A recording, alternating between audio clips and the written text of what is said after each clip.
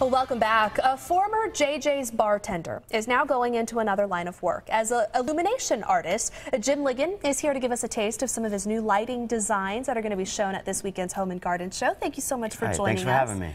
Well, these are really cool, and we're going to get to them in just a second. But first, we want to talk a little bit about what happened at JJ's. And, I mean, the fact that a lot of people like you have lost your jobs now because the restaurant was destroyed. Any thoughts you want to just share quickly on that? Yeah, just, we're all going to be okay. The thing that's kind of difficult right now is we're not all together. There's a genuine love and appreciation I have for all those guys. And the one thing that the tragedy has done is formed some bonds that are going to last a lifetime, So the word family gets tossed around quite a bit, but we really do look at each other as family, and we miss each other quite a bit. And the way the community has stepped up to support you guys. I mean, and that's the one thing that the overwhelming feeling that I have now is I'm just very proud to say that I worked at JJ's, because you look at the way the entire city stepped up to help us in our time of need and sorrow, and I think it's a reflection of the way people felt about JJ's. It was held in such high regard. So I'm just, once again, very proud to say that I was a bartender there for 5 years, Well, let's talk about the future, Let's talk about it. And take a look at what you're doing now. This started, you said, as a hobby just a couple of years ago. It did. I started Vintage Edison about 2 years ago as a bartender at JJ's. I collected wine and whiskey crates, and all the glass stuff I use are just kind of recycled or upcycled jars and bottles.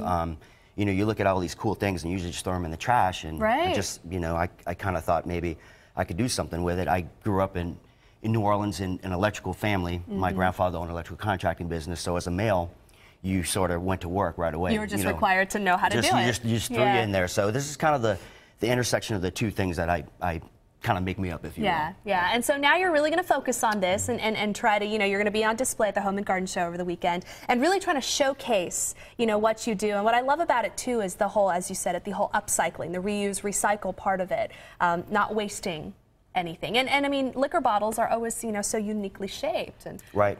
So what do you want people to know when they look at your pieces? I mean, these could really, look cool in any house. Yeah, it's kind of evolved quite a bit over the last couple of years, from just doing little small box type stuff to now doing commercial installs for restaurants. I just completed a 60 wine bottle chandelier. So it's been kind of fun to see it evolve and kind of grow with it as well.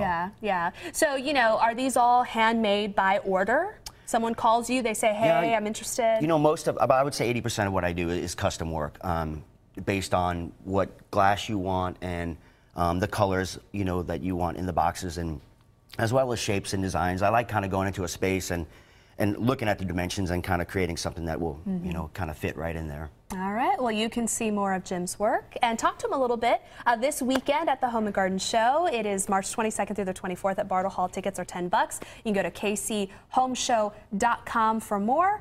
And the website, by the way, for Jim's company is VintageEdison.com. VintageEdison.com. There's the name right there. All right. Excellent. Thank you so much for coming in. Great. Best of luck. Thank you.